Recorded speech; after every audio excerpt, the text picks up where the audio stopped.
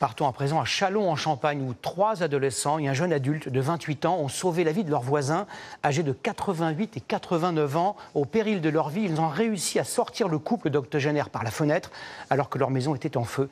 Eliane Hassani et Vincent Rucli ont recueilli le témoignage de l'une de ces adolescentes. Écoutez.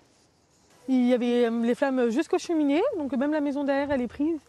C'était vraiment impressionnant. Serena, 16 ans, n'était pas revenue ici depuis son geste héroïque. On a porté la dame, donc on l'a fait sortir par la fenêtre. Samedi soir, un violent incendie s'est déclaré dans ce quartier de Châlons en Champagne.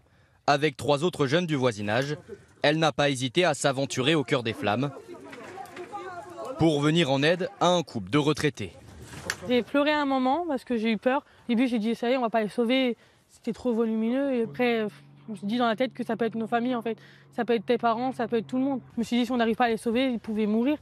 Un acte de bravoure qui a surpris son père. Ah oui, quand même. Hein. J'aurais pas cru qu'elle était dedans quand on m'a dit ça. J'étais surpris. Mais bon, voilà quoi. Elle est courageuse. Il n'y a pas qu'elle. Hein. Cet autre jeune qui par pudeur souhaite rester anonyme est l'un des voisins du couple. Il est intervenu rapidement, inquiet de les savoir pris au piège. Au même moment, les habitants ont appelé les pompiers, arrivés 5 minutes plus tard. On a pris la hache, on a cassé la fenêtre et puis je suis rentré dans la maison mort. J'ai vu qu'il n'y avait pas les pompiers, je me suis dit qu'il n'y a que nous. Il n'y a que nous. J'y étais. Je suis parti direct sans chercher à comprendre, à aider les personnes, quoi. On ne peut pas laisser des personnes comme ça, quoi. Dans ce quartier, les incendies d'origine criminelle se multiplient ces dernières semaines. Le deuxième en 5 jours. Les habitants sont impuissants. On éteignait tous les jours, et puis à un moment, ça a brûlé.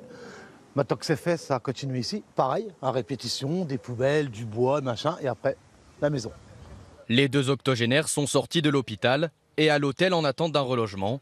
Une enquête de police est ouverte pour déterminer les circonstances exactes de l'incendie.